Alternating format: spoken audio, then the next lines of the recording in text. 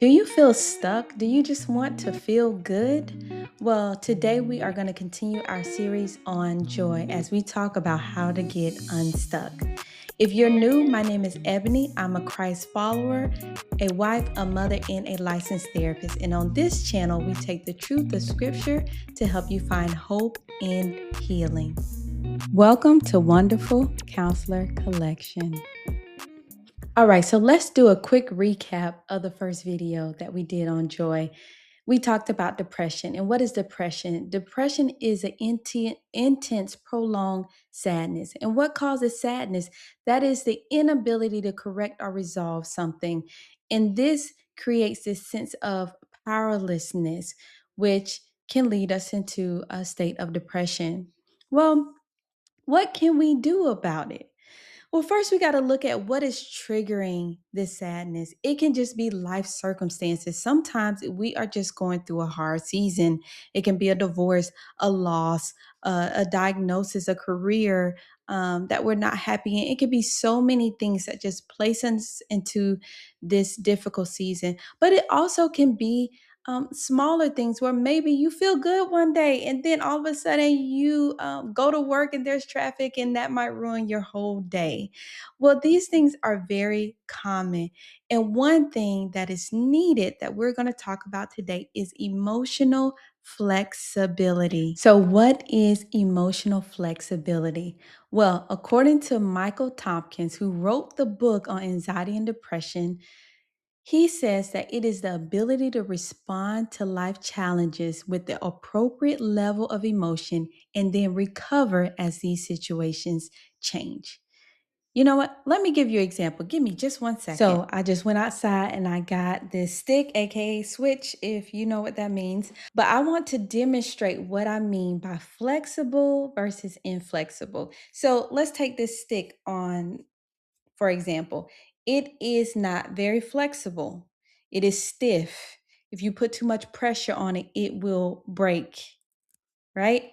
So as opposed to this little toy chick, okay, you can squeeze it. And when you squeeze it, when you let it go, it returns back to normal. Where our emotions can be like that. When we are inflexible, life happens, things start to change, but we do not. We stay the same and we're not flexible. Or our emotions can be like this chick. Life happens, circumstances change. We begin to mold and we're able to bounce back a lot quicker. When our emotions are inflexible, it is difficult for us to move forward. We are fighting for things to be like they used to be when such and such was here, when things were a lot easier, when people were in our lives. But when we hold on to those things, it's very difficult to experience the joy of the Lord. But of course, change is hard. So let's look at what scripture has to say and see if it can offer some encouragement. Now, although scholars call it emotional flexibility, God calls it maturity. And how does God build maturity in us? Well, He often does it through our trials. So let's look at James 1:2 as we look at the truth of scripture.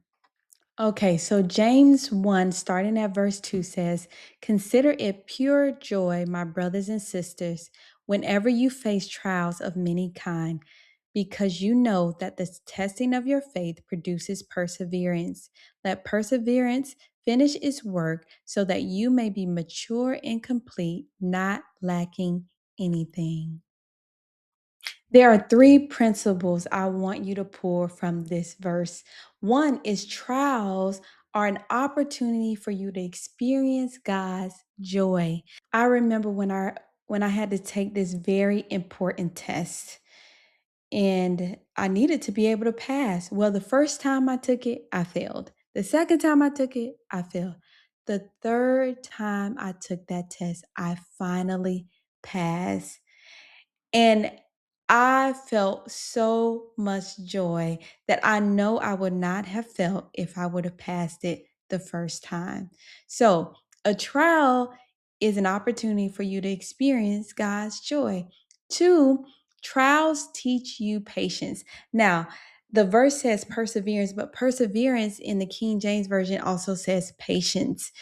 When you are patient, you are more adaptable. That ability to be flexible is brought out of you. So a trial can do that. Also, the third thing is trials increase maturity. When you go through a trial and you persevere with joy, that means that you are able to stand up when life tries to knock you down. And that is something important that we have to be able to do to face life challenges. Now, let's talk strategy. Let's look at the strategy that God gives right after these verses.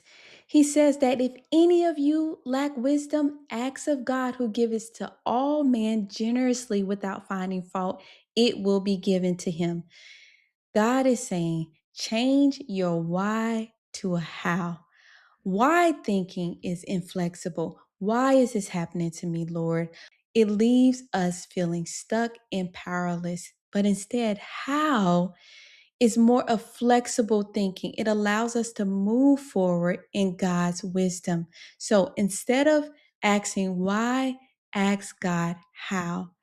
How can I find joy if my circumstances do not change? And He has promised to give you that wisdom. Now, I want to leave you with this verse in Hebrews 12:11, and it says, no discipline seems pleasant at the time, but painful. Later on, however, it produces a harvest of righteousness and peace for those who have been trained in it. I have enjoyed our time together. Remember to like and subscribe to my channel and leave a comment. I want to know, does this resonate with you? And let's practice emotional flexibility this week. If something doesn't go according to plan, use that as an opportunity to bounce back and build your emotional muscle. Until next time, thank you for tuning in to Wonderful Counselor Collection, where His truth meets your story.